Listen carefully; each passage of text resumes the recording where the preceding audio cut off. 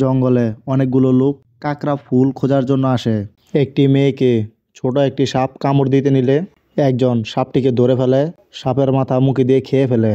তখন বাকি সবাই কিছু একটা দেখে ভয় পেতে থাকে। যখন ছেলেটি পিছনে ঘুরে দেখে বিশাল এক বড় সাপ, যার নাম টাইটানোবোয়া। টাইটানোবোয়া ছেলেটিকে খেয়ে ফেলে। বাকিদের উপর হামলা করলে একজন গ্রেনেড নিক্ষেপ করে সাপটিকে মেরে ফেলে। প্রফেসর স্কুলে বাচ্চাদের টাইটানোবোয়া কতটা ভয়ঙ্কর ওই সম্পর্কে বলে। বাচ্চাদের সাপ আর ইঁদুর দিয়ে ফুড চেইন দেখা থেকে বাচ্চাদের ভয় দেখিয়ে দেয়। তখন স্কুল কর্তৃপক্ষ তাকে লাত্তি মেরে বের করে দেয়। প্রফেসর ছোট একটা গলিতে তার মেয়ে নিয়ে এক রুমের একটা বাসা নিয়ে থাকে। প্রফেসরের মেয়ে অসুস্থ। তখন কিছু লোক আসে প্রফেসরের সাথে দেখা করতে। লোকগুলো প্রফেসরকে তাদের সাথে একটি ফুল খুঁজতে যাওয়ার জন্য বলে, যার নাম কাকড়া ফুল। এই ফুল ক্যান্সার প্রতিরোধ করতে পারে। প্রফেসরের মেয়ের চিকিৎসার জন্য টাকার প্রয়োজন ছিল, যার ফলে প্রফেসর যাওয়ার জন্য রাজি হয়ে যায়। সবাই বড় একটি নৌকায় করে রওনা দেয় ওই ফুলটি খুঁজতে যাওয়ার জন্য। সবকিছুই ঠিকঠাক ছিল। সামনে কুয়াশার মতো ঘন, যার মধ্যে যাওয়ার পর কোনো কিছুই দেখতে পায় না। একজনের হাত কেটে গেলে রক্তের গন্ধে মানুষ খেকো উড়ন্ত মাছ তাদের উপর হামলা করে। মাছগুলো এতই ভয়ঙ্কর যা সহজে মরে না আর মানুষের মাংস খায়। উড়ন্ত মাছের হামলায় অনেকেই মারা যায়, অনেকেই আহত হয়ে পড়ে। কুয়াশা থেকে বের হওয়ার পর তাদের নৌকা নষ্ট হয়ে যায়, যা ঠিক করতে 3 দিন সময় লাগবে। তখন সবাই ডিসিশন নেয় জঙ্গলের পথ হয়ে তারা এই ফুলটি খুঁজতে যাবে। সবাই জঙ্গলে পৌঁছালে প্রফেসর পানি পরীক্ষা করে বুঝতে পারে ফুলটি সামনে আছে।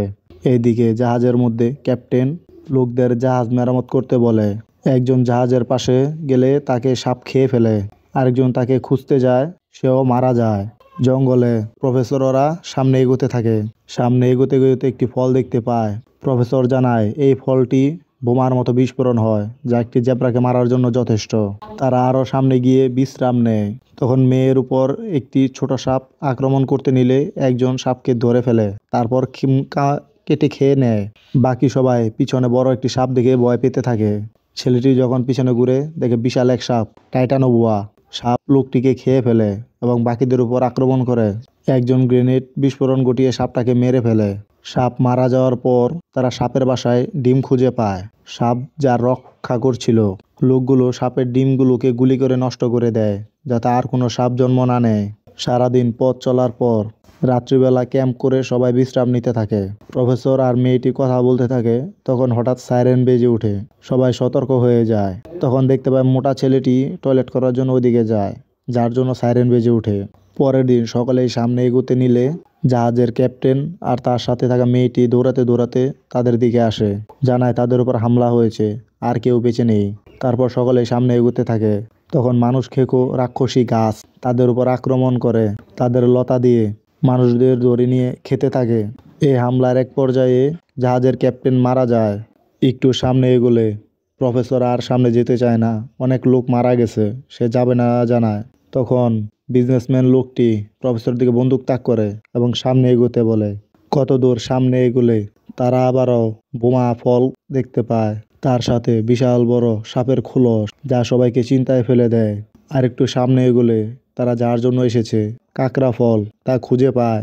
একজন কাকড়া ফল নেওয়ার জন্য গাছে উঠলে ওই বিশাল বড় সাপটি তাদের উপর হামলা করে। বাকি সবাই তার সাথে লড়াই করতে ব্যস্ত। তার মধ্যে বিজনেসম্যান লোকটি প্রফেসরের দিকে বন্দুক তাক করে ফলটি আনার জন্য। প্রফেসর বাধ্য হয়ে ফলটি আনতে যায়। উপরে উঠে কোনো রকমভাবে ফলটি পেরে নিয়ে আসে। তারপর বাকি সবাই পালাতে থাকে। তখন ব্যবসায়ী লোকটি তার অ্যাসিস্ট্যান্টের পায়ে গুলি করে, যাতে অ্যাসিস্ট্যান্টকে সাপটি খেয়ে ফেলে। তারা পালাতে থাকে। সকলেই খোলা ময়দানে থাকলে সাপ এসে ব্যবসায়ী লোকটাকে ঘিরে ফেলে, আস্তে আস্তে পিষে মারতে থাকে। লোকটির হাত থেকে কাকড়া ফুল পড়ে যায়। প্রফেসর অনেক কষ্ট করার পর কাকড়া ফুলটি নিয়ে আসতে সক্ষম হয়। তারপর বাকিদের বাঁচানোর জন্য প্রফেসর নিজে সাপকে ডাক দেয় এবং পালাতে থাকে। পালাতে পালাতে বোমা ফলের গাছের দিকে যায়। তার পিছনে সাপও আসে। প্রফেসর বোমা ফল ছুঁড়ে মারলে তা বিস্ফোরণ হয় না। তার সাথেই আসা মিলিটারি মেয়েটি কোনোরকম যান বাঁচিয়েছিল আগে, সে চলে আসে। সে নিজের জীবন দিয়ে প্রফেসরকে বাঁচিয়ে দেয় আর সাপটাকেও মেরে ফেলে।